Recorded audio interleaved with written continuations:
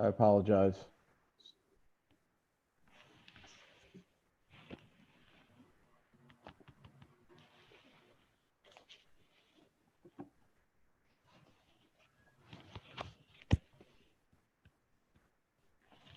Okay. May I have a motion for the approval of the probationary appointment of Elizabeth Davis, Senior Office Assistant, effective January 4th, 2020? So moved. Second. Discussion? All in favor? Hold on, Mr. Geller, one moment. Unless Certainly. I misunderstood, Mr. Taylor, did you say 2020 or 2021? I'm sorry, 2021. I apologize for the interruption. All in favor? Aye. Opposed? Motion carries. May I have a motion for the approval of the probationary appointment of Kiri Zelaya, Building Aide, effective January 4th, 2021? So moved. Second. Discussion? All in favor?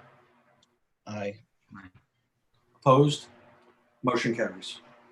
May I have a motion for the approval of the leave of absence pursuant to the Federal Emergency Paid Sick Leave Act for Anita Diaz, Senior Account Clerk, effective December 28th, 2020 to December 30th, 2020?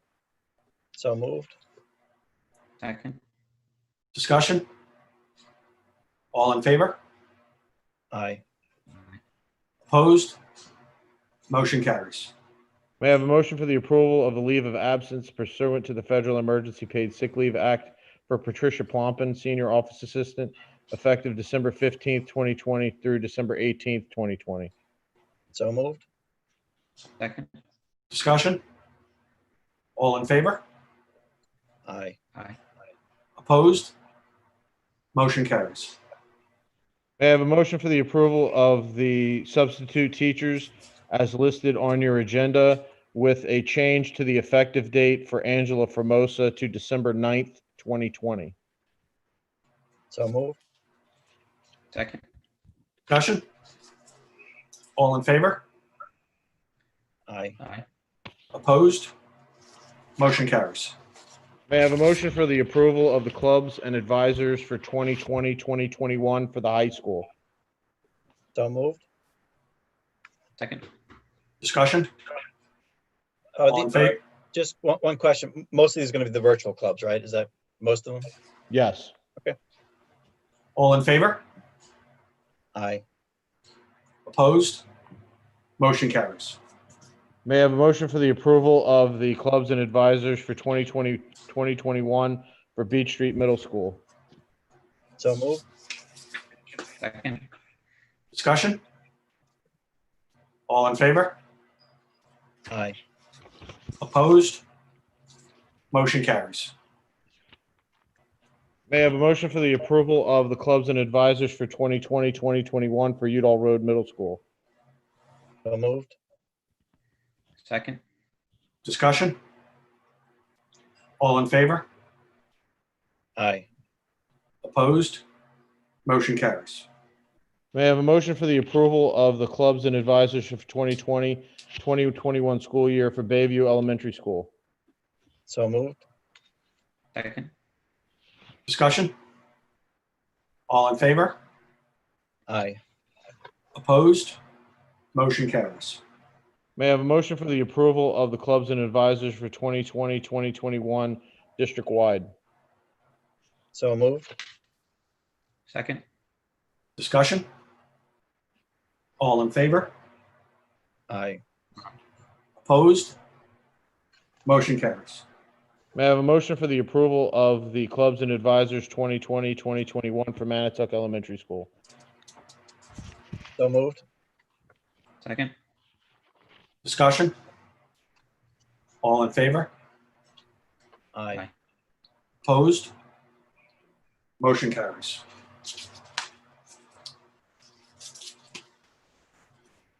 Thank you, Mr. Taylor. You're welcome, thank you.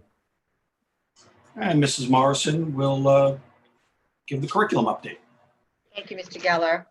Our students and staff continue to work wonders in their respective classrooms despite the many challenges and disruptions presented by the COVID-19 virus. The ongoing feedback from parents and students is assisting us with making instructional and procedural adjustments deemed necessary for the best interest of the students during these times. I'm once again asking for parents to please make sure to reach out to your children's teacher and or your building principal with any questions or concerns related to classroom or building procedures. Two matters at the high school that have recently identified as being in need of forethought and consideration are number one, the attendance for quarantine students and how it is recorded in Infinite Campus while students await their test results. And the second matter is related to the time frame that quarantine students have to take classroom assessments that are being administered during the quarantine period. Dr. Bridgman and the administrative team at the high school, in conjunction with staff members, will be working to address and resolve these matters over the next few weeks within the best interest of our students. Some updates from the building: uplifting learning and seasonal experiences continue to take place throughout the district thanks to our talented students, teachers, and administrators. At Udall, the Student Council Executive Board elections are taking place virtually tomorrow. Flipgrid videos were created by the candidates and will be shared with students and staff to watch during the advisory period at the start of the school day. I was fortunate to have the opportunity to take a sneak peek at those videos. In the videos, the candidates share their running platforms and what they will do for the school should they be elected. They really did a fantastic job, so good luck to all of the candidates.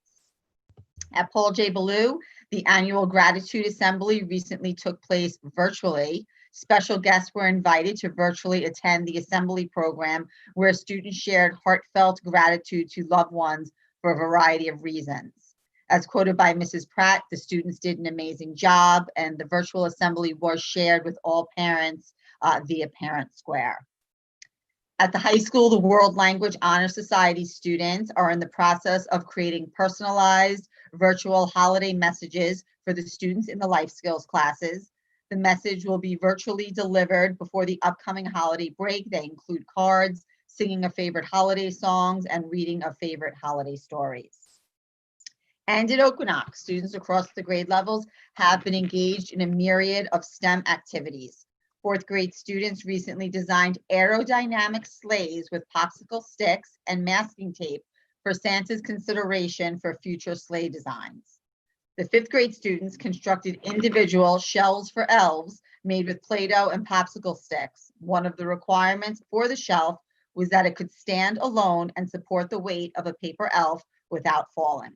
And my personal favorite, Mrs. Velez's second grade class recently read How the Grinch Stole Christmas, followed by an interactive science experiment where they combined baking soda, vinegar, a balloon, and a water bottle to grow the Grinch's heart 3 times bigger than its actual size. It is important to note that the measurement unit for the experiment was Grinch's inches. As you can see, our students and staff are finding unique and creative ways to celebrate the holiday season and make learning fun. My best wishes to our school community for a happy and healthy 2021. Thank you, Mr. Geller. Thank you, Mrs. Morrison. And Mr. Antonello will discuss the meeting of the Education Committee.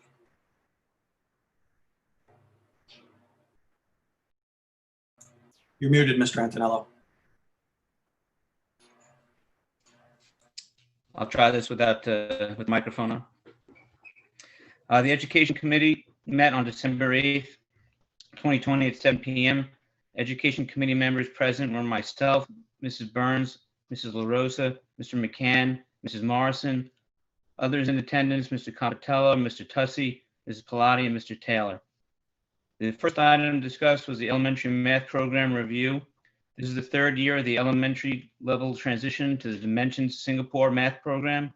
Currently, teachers in grades K through 4 utilize the Dimensions math program. Fifth grade teachers are currently utilizing the Go Math program and are scheduled to transition to the Dimensions program next year. In addition, 3 online math programs, Reflex Math, IXL, and ST Math, are utilized to support acquisition of grade level math skills and engage students in productive struggle. A review of the current math curriculum and programs utilized to support the standards is underway. Discussions will take place to ensure our current resources are able to assist teachers with providing effective student-centered instruction, challenging strong math students, and remediating those students in need of additional practice and support. Mr. Grover recently sent out a survey to all K-5 teachers in regard to the aforementioned information and is in the process of establishing future meeting dates. Results of the review will determine if any adjustments may be necessary to support the continued advancement of our youngest mathematicians. Second item discussed was K-2 guided readers program to support students in small group literacy instruction in the classroom and to be prepared for virtual small group literacy instruction in the event that schools are required to go remote. At any point, we added an online K-2 guided readers program entitled Guided Readers to the district's instructional resources. This research-based program will allow for teachers to meet with small groups of students in the classroom while they maintain seated, socially distanced at their desks. The program will also be utilized to provide explicit small group literacy instruction to K-2 students. Remote should the need arise. The program includes thousands of fiction and nonfiction books and text passages that cover a variety of interest areas for our youngest readers, and it's a data tracking component that provides snapshots of student progress in the areas of fluency, comprehension, sight word acquisition, phonics, and guided writing. The third item discussed was the high school and the remote learning schedule. The high school is in the process of finalizing a remote learning schedule. The need arise for schools to close for any period of time. The remote schedule adheres closely to the regular bell schedule and incorporates a teacher-student collaboration and support period at the end of the day. The remote schedule includes 36-minute periods and 5 minutes of transition time between each class. The last item discussed was the return of elementary students to the special area instructional spaces.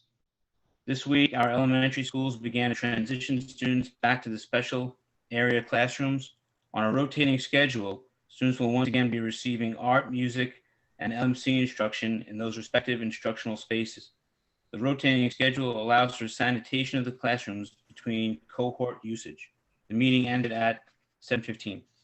Thank you, Mr. Antonello. Mr. McGinnis will discuss the meeting of the Finance Committee. Thank you. The committee met on December 8th, 2020. Committee members present: Anne Marie LaRosa, Peter McCann, and myself. Other board members in attendance: Steve Geller, Richard Antonello, Tom Compitello, and Anthony Tussi. Administrators present: Superintendent Burns, Elisa Pilati, Dawn Morrison, and Brian Taylor. The purpose of the meeting, as always, to review the warrants for the month and discuss pertinent fiscal matters. The meeting was called to order at 7:08. We reviewed the treasurer's reports for the month of October for the school district funds and the extracurricular funds. They were presented and accepted by the committee. The payroll summary report for November presented and accepted by the committee. The financial statements for the month of October were presented and accepted by the committee. The internal claims audit report and the system manager audit trail for the month of November were presented and accepted by the committee. The payroll certification for November 13th and November 27th presented and accepted by the committee. The Finance Committee received and reviewed the warrants. We reviewed the following board agenda finance items. Approval of the budget transfers were presented and accepted by the committee for submission to the board. We discussed the approval of a Paul J. Ballou leasehold space agreement, 2020-2021 contract for Donna Geffner, PhD. Approval of 2020-2021 health services contract with East Islip School District in the amount of $3,838. There was one discussion item we discussed briefly, and it was covered in more detail at the Buildings and Grounds Committee, the use or potential use of a capital reserve. The balance of the capital reserve as of June 30th, 2020 was a little over $4 million. If we elect to use the reserve at any time within the next school year, a separate proposition would be placed on the May ballot. No decisions were made. We just discussed the potential of using it. The meeting was adjourned at 7:12 p.m. Thank you, Mr. McGinnis. And Mr. McCann is next with the Buildings and Grounds Committee meeting. Good evening, everyone. Just want to say a happy Hanukkah to everyone out there. First night of Hanukkah and happy holidays. Can't believe they're here already. And we're doing well keeping all in school and together. Buildings and Grounds Committee met on Tuesday, the 8th, or it's around 7:15 p.m. All board members and committee members were in attendance. Administrators in attendance were Mrs. Burns, Mrs. Morrison, Mrs. Pilati, and Mr. Taylor. Items discussed were, we got an update from SCC, which is our contracting firm, on the bond work. Full update on where we are with all projects there with the bond, including the next level of bond projects that we would have as we have the remaining bond fund balance to spend. So we reviewed those. No decisions were made yet. We'll have some more discussion about that to make sure that we're spending the exact amount for the bond.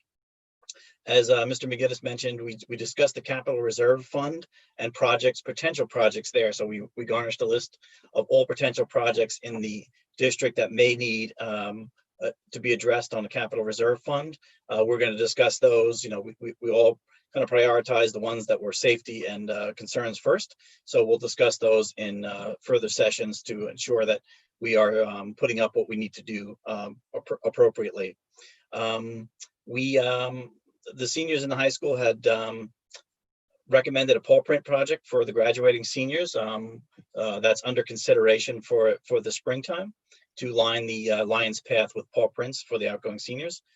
We discussed the Montauk Highway fence along the library fields and the bus circle there is in need of repair or replacement. So we're taking a look at potentially starting to look at options for that to keep the aesthetics and to make sure that fence is functional. It was brought to our attention with the rising number in the COVID cases district-wide and Long Island-wide, really countrywide. We took a look at the permits that we have for outstanding organizations that are using our fields. It was the recommendation of Mrs. Burns, agreed upon by the board, that this time we're going to pause the permits for the outside groups on the fields just to mitigate any kind of spread that's out there. We've committed to looking at that in the beginning of the year. We'll keep them active, but not to be used until we approve them again. Look at them back January 1st. We'll look at the numbers to see what's out there. But our main priority is keeping the students safe, schools open, prevent the spread, all of the things that professed on TV with the scientists and with the Department of Health. So till further notice, there'll be no permits issued for outside use of our facilities. We talked about there was an additional exterior pole and building lights that have been upgraded to the LED by the maintenance crew for security of the facilities and increased cost efficiency. The last item we talked about was due to the recommendation that the windows remain open in classrooms and offices, and that is really to present some flow of air through the building, which Department of Health recommends to decrease the spread. We realize that may significantly increase electrical and natural gas costs this year, to make everyone aware of that. The lack of after school and weekend building activities may help mitigate that cost, but something that we'll be watching. The meeting adjourned around 7:30, and that was the Buildings and Grounds. Thank you, Mr. McCann. Mr. Compitello will discuss the meeting of the Special Ed Committee. Good evening, y'all. Special Ed Committee met on Wednesday at 08:30 in the morning. Members in attendance, Ms. Dowling, Ms. Doherty, Mr. Morrison, Mr. McGinnis, and myself. We reviewed all district placement of special ed students by building. We looked at the special education budget. The high ticket items on the budget seem to be nursing and out of placement for students who require out of district replacement. All cycle evals have been completed. And most importantly of all notes, Army Navy Week. Go Navy, beat Army. Watch the game on Saturday. Thank you, Mr. Compitello. And Mr. Tussey is next with the Safety Committee meeting. Good evening, everybody. The Safety and Security meeting took place tonight at 6:30. Members present was myself, Tom Compitello, Bernadette Burns, Dawn Morrison, Elisa Pilati, Brian Taylor, Dr. Anthony Bridgman, Brianna Fulton, Tim Horan, Jack Maniscalco, Dr. Dan Markwood, John Mullins, Andrew O'Farrell, Rhonda Pratt, Vanessa Williams, James Bossi, Sean McAlavey, Don Lettieri, Joe Dixon, and Sean Wallace. Also present was Steve Geller and Pete McCann. So the first item was technology. The blue lights are close to launching. They've all been installed. All systems are tested, and we are just a few weeks from officially launching them. The cameras are going very well. There's been a new one installed at the high school guard booth. They are looking to install a second one on the opposite side to get an additional view of the cars exiting. The remote phone integration system, all rooms have a new digital phones, which will dial out 911, which makes it extremely easy in the event of an emergency. As far as daily camera maintenance, security checks daily to ensure all cameras are in good working and proper conditions 24 hours a day. There's iPads are being used to help with the digital incident reports. It is now making that system a little bit more fluid. As far as facilities, high school guard booth is fully operational, again with cameras. There's also been a monitor installed to the booth. Door swipe access is on order, and that should be installed relatively soon for the booth. And at Manitowoc Elementary School, a door swipe access has been requested to ensure safe social distancing. As far as item 3, which was safety and security, there's a little bit of concern with traffic congestion. It has been noticed, and a plan is being adopted to alleviate the issue. Right now, they're working on getting more guards to help the situation. Security guard expectations. Sean is in the process of developing a set of consistent expectations in the event a new security guard has to be present at an alternate location. Sean also wants to increase the amount of safety and security training for all staff, covering all types of emergencies. As far as radio inventory and distribution, security officers have received new radios. Sean has had discussions with all building principals to discuss if more radios are needed or if some extra ones can be used elsewhere. He also wants to assess how many radios are issued and to who to ensure the proper use. And believe it or not, budget considerations are now being discussed already for the 2020-21 school year. The meeting ended approximately at 7:15 p.m. Thank you, Mr. Tussey. And we'll go back to Mr. McCann for the Health and Wellness Committee. Thank you, Mr. Geller. So the Health and Wellness Committee met virtually on Tuesday, November 17th. Members present were Mr. Haran, Mrs. Pratt, Mrs. Canestra, Mrs. Kerrigan, Mrs. Summers, Mr. Compitello, Mrs. Marshall, Mr. McKay, Mrs. Mattioni, myself, and Mrs. Skordos. We discussed our financial report. We also discussed the color run event, which was a great success. We did a kind of virtual color run event. Manitowoc and Okonock won the participation from the elementary schools, and they split the $150 prize. Pictures were posted at the event, and we sold accessories and t-shirts and raised some money for the group. So that was a big success despite not being able to do it in person. We are tentatively scheduling a cyber safety virtual presentation for January 20th at 8 p.m. More to follow on that. We are putting together a newsletter. We're gathering various articles for the newsletter. Any input from the community would be welcome. Potential topics are social and emotional well-being during COVID, character education, book suggestions, benefits of playing outside during the pandemic, social host information, and other items. So any and all ideas are welcome. New and old business that we discussed. The committee supported West Islip High School senior Dorian Skordos, and he's promoting the Helping Hands Holiday 5K run, which is actually this Saturday, the 12th.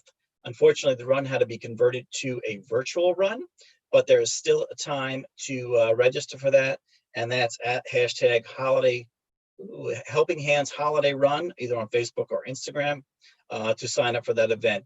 Proceeds from that event go to help families that are struggling during COVID for the holidays. The committee presented a virtual COVID seminar on Tuesday, November 19th at 7 p.m. We had members of the Good Samaritan team to share their thoughts on the on COVID and the pandemic. I attended. It was well attended that evening and much appreciated.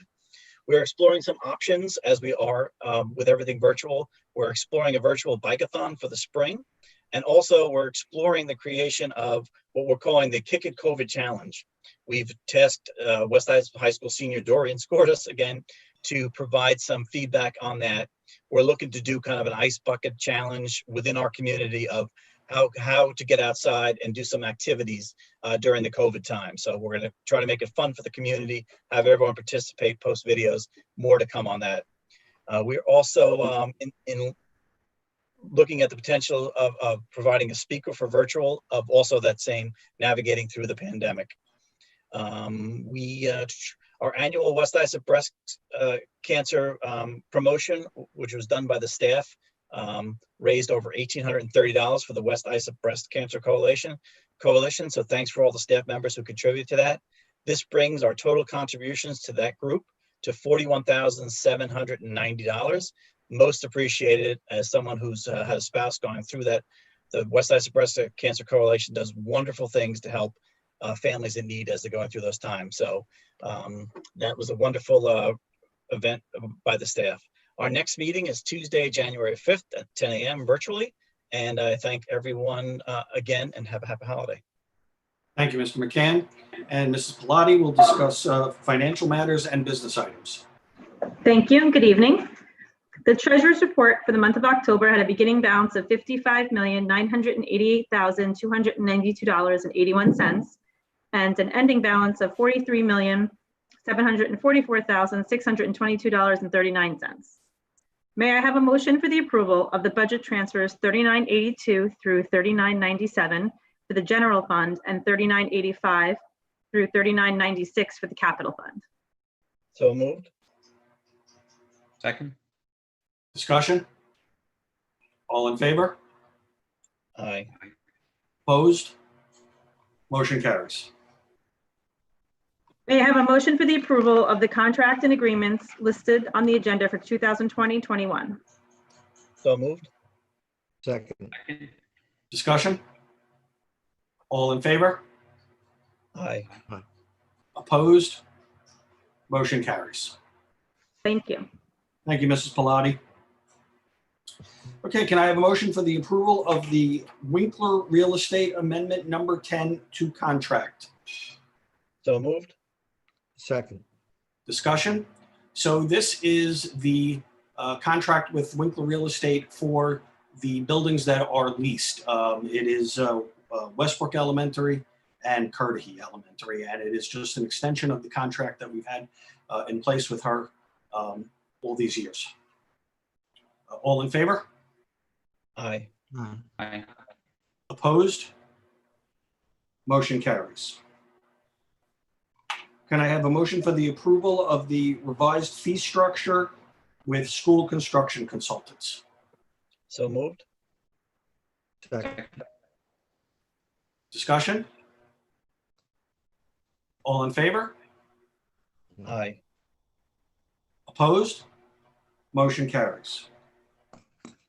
Can I have a motion for the approval of the extension of the leasehold space agreement with Eastern Suffolk BOCES? So moved. Second. Discussion? All in favor? Aye. Opposed? Motion carries. And in addition to the agenda, can I have a motion for the approval of the amended notice of special district meeting? So moved. Second. Discussion?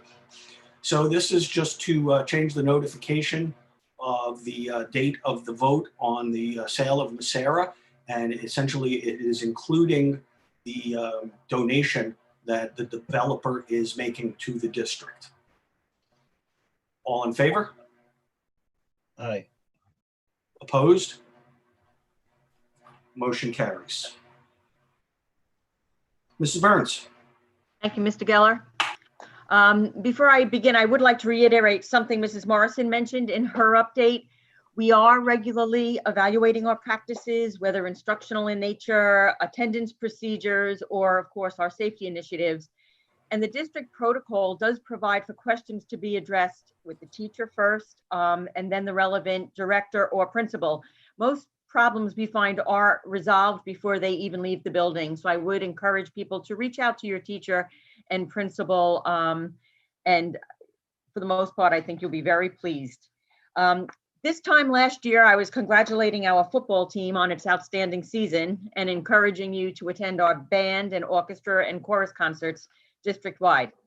Unfortunately, we are not in that position this year, but our music teachers and student musicians continue to prepare for when they can perform publicly again.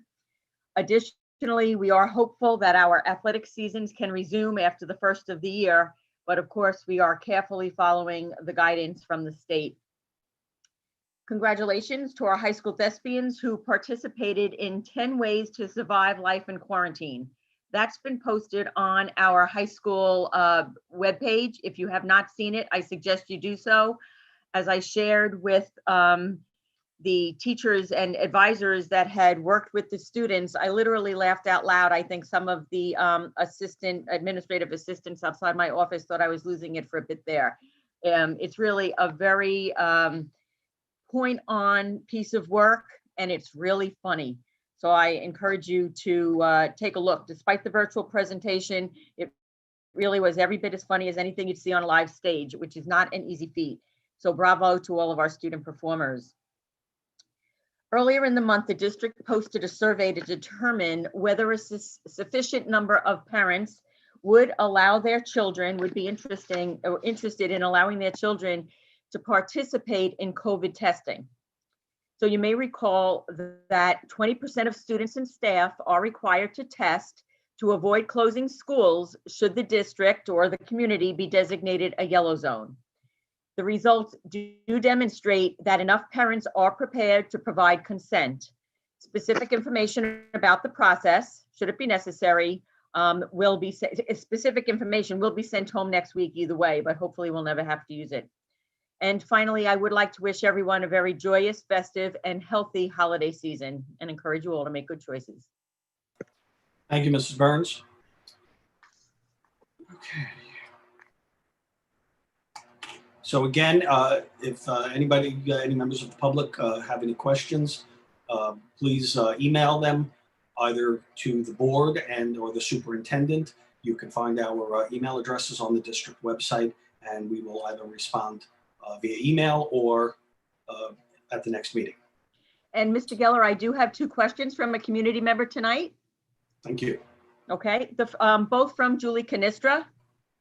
The first asking about the results of the survey that we took of the parents regarding whether or not they would allow their children to be tested if we were a designated yellow zone. So I will give a little more specific information. We did receive responses from the parents of over 2,200 students. So we have about 4,200 students in the district. The percentage of respondents who indicated their children, they would be willing to have their children test for COVID varied from 41% at the elementary level to 48% at the middle school level to 52% at the high school level. And that is exactly what we would have expected. These results do suggest that should the district be required to test, we would have a sufficient number of participants. And if the results of school testing reveal that the positivity rate among the 20% that we do test is lower than the community 7-day positivity rate, the testing of the school population would no longer be required.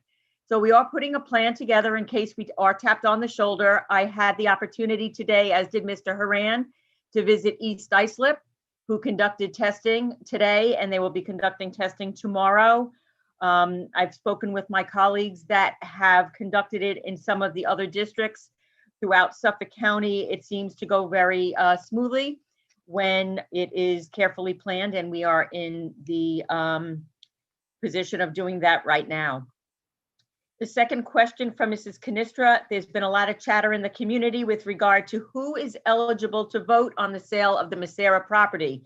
Is it true that you have to have voted either in a school board election or budget vote within the past 4 years? And of course, I consulted with our school attorney, Mr. Bowles. In order to vote, people have to be registered either through the county or the district's board of registration. People who have registered through the county but have not voted in the last 4 years are removed from the county registration list by the county. And as a result, that person would not be on the list that we receive from the county and therefore would not be able to vote. So anyone that is concerned, they should check with their county board of elections to confirm that they are on the county list as being registered to vote. And if you're not, you should re-register either with the county or with the district. And you can also register for the county online through the DMV, although I'm not sure how quickly that will be processed at this point. I would suspect that based on our presidential election, many more people are registered to vote than have been in the past. But if you have any doubt whatsoever, check with the county and they'll let you know whether you're registered. Did Mrs. I Burns, do- is actually, the Suffolk Board of Elections actually has a pretty easy to use feature on their website where you can check your registration. It asks, for your name, obviously, and your birth date. It's pretty simple, pretty basic information, and it will actually give you your registration information if they have you in the system. And it actually appears pretty quickly, from the time that you send in the forms. That's the way to go. Yes. Okay, thank you, Mrs. Burns. So before we go, I of course want to wish everyone a safe and happy holiday season. Please, everyone, be safe and be well. And hopefully we will be able to see you in person again soon. With that in mind, can I have a motion to adjourn to executive session where the board will discuss personnel, negotiations, and litigation? So moved. Second. All in favor? Aye. Opposed? Motion carries. Good night, everybody.